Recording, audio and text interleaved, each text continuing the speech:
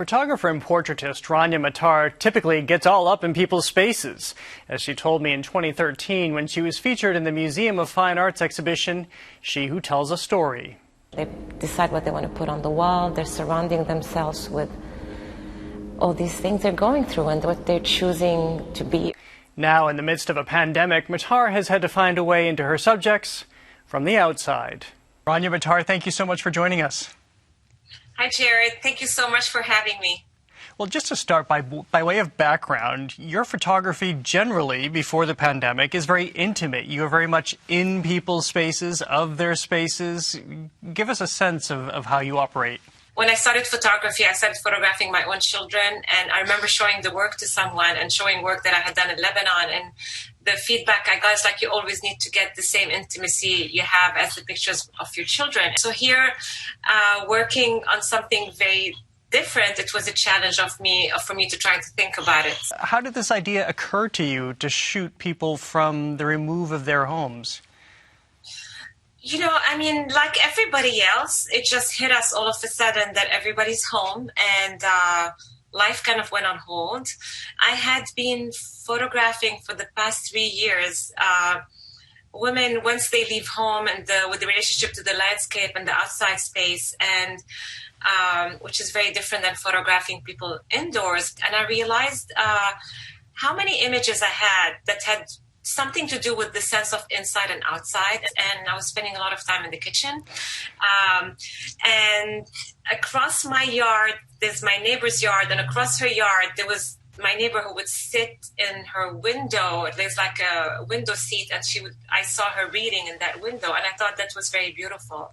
And I just had an aha moment that I should do that. I should go photograph people from the window. Well, you just painted this picture of what it was like to see your neighbor through her window, which I guess at the outset one wouldn't think that you could tell a lot from a person just looking through a doorway or through a window, but you seem to be able to. You know, this is when the idea came to me, and I wasn't sure it was going to go anywhere. And I did instead find a picture as I was editing that was when I had photographed somebody through her window. And somehow when I was looking at that picture, I realized that even though this person is inside, there's so much reflection that I am photographing of the relationship to the outside on some level. So I posted that picture on Instagram, and I said that if you live about half an hour drive from Brookline, I'd love to come and photograph you at your window. And I was humbled by the response I got, actually. Well, I wonder what your process is like, because I know for photographers, especially when you're doing portraits, it's all about being in the room or the studio and that connection that you have with people. But here, you're doing it from afar. So how have you found that to be effective? For me, the challenge became, how do I create that same level of intimacy while not being able to touch people or to being really close to them? I was truly collaborating with people and making it a photo shoot, and there was a beauty of nobody being rushed, and about people excited to be part of that project, and it was a gift they gave me, I want to say, and it was my responsibility to represent them beautifully, I want to say. There's a window that became a picture frame in a way for people to do whatever they want within it, but at the same time I am creating a relationship to the inside and to the outside, because the outside is often reflected in. Then I had the challenge of placing myself out of the picture because of the reflection. How much is there a narrative in here, too, in terms of mindful that people reached out to you wanting to be photographed, and probably, so you're looking as the photographer at the relationship between inside outside, but did you start to have a sense of what they were bringing to it, why they wanted to be photographed? I started to pay attention to how people were dressed. Some people are very formally dressed. You see people who are together and the way they're holding one another, and maybe this just speaks to me, but I start to read read into what relationships are, what people are thinking, what they're feeling during this really difficult time. It's actually, yes, and that's very interesting. It was a matter of, for me, to really let them be who they are. In terms of the clothing, it was interesting to see how it changed over the course of the project.